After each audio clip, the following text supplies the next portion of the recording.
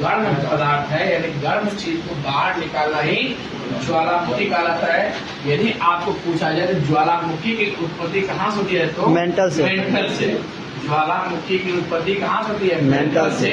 और ज्वालामुखी जो आपके धरातल पर पहुँचती है वो अलग अलग उसका रूप धारण करता है, मेंटल के रूप में, ठीक है। अब आप लोग ज्वालामुखी जो आपको धरातल पहुंचा उसको हम लोग 3 प्रकार से बांटते हैं। कौन कौन? सक्रिय ज्वालामुखी, प्रसुप्त ज्वालामुखी, मृत ज्वालामुखी। यानी कि वैसा ज्वालामुखी जिसमें हमेशा उद्गार होते रहे वो क्या हो जाएगा, सक्रिय ज्वालामुखी। और वैसा ज्वालामुखी जिसमें उद्गार अभी नहीं हुआ है लेकिन भविष्य में कभी भी हो सकता है, उस ज्वालामुखी को हम लोग क्या बोलते हैं, प्रसुप्त ज्वालामुखी। कोई दिक्कत है? और वैसा ज्वालामुखी जिसमें कभी भी उद्गार नहीं होगा वो क्या हो जाएगा, मृत ज्वालामुखी, जिसका एग्जाम्पल आप लोग लिख चुके हैं। सक्रिय ज्वालामुखी। नारकुंडम किसका उदाहरण है आपका? सक्रिय प्रसुप्त नारकुंडम हो जाएगा प्रसुप्त ज्वालामुखी है। और जैसे कि मान लीजिए आपको फ्यूजियामा हो जाएगा तो क्या हो जाएगा, मृत ज्वालामुखी। यानी हर एक ज्वालामुखी उदाहरण स्वरूप आपको रूप में लिख चुके हैं। लेकिन आपको यदि पूछा जाए सबसे ज्यादा ज्वालामुखी कहाँ आता है, प्रशांत महासागर तटीय एरिया में। वहाँ पे 2/3 महासागर आपको वहाँ पे 2/3 जो ज्वालामुखी होगा तो प्रशांत महासागर में पाया जाता है। इसीलिए उसको हम लोग क्या कहते हैं, अग्नि ऑफ फायर, अग्नि वाले रिंग ऑफ फायर, ठीक है।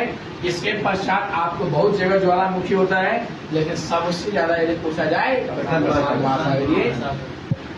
अब ज्वालामुखी का जहाँ से उत्पत्ति होता है, जब आपको ज्वालामुखी का प्रारंभिक चरण होता है उसको हम लोग क्या बोलते हैं, क्रेटर। और उसी में जो जल जमा हो जाता है उसको क्या कहते हैं हम लोग, क्रेटर झील। जैसे महाराष्ट्र का लोनार जिला भारत में वो क्रेटर झील का उदाहरण है।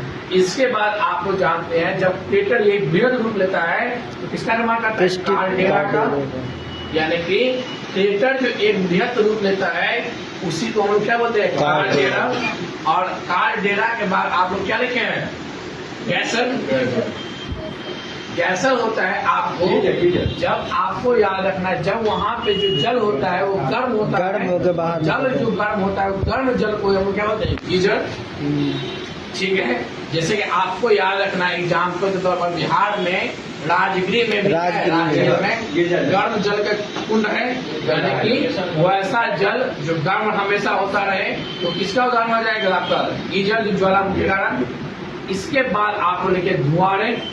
धुआंरे क्या होता है, जब ज्वालामुखी अब अंतिम हो रहा है, यानी कि अब ज्वालामुखी समाप्त हो रहा है, उनसे जो जलवाष्प निकलता है वो धुआं और जलवाष्प निकलता है, वो अंतिम अवस्था किसका, ज्वालामुखी का। और उसके पश्चात ज्वालामुखी होता है समाप्त हो जाता है। अंतिम अवस्था को हम लोग क्या बोलते हैं, धुआंरे, जिसका एग्जाम्पल है यूएसए का कटवे पर्वत, या न्यूजीलैंड का आप लोग लिखे एक, और एक लिखे ईरान का उल्का। इसी के साथ ज्वालामुखी क्या होता है, समाप्त होता है। और आप पुनः आगे मूवमेंट करेंगे, ठीक है।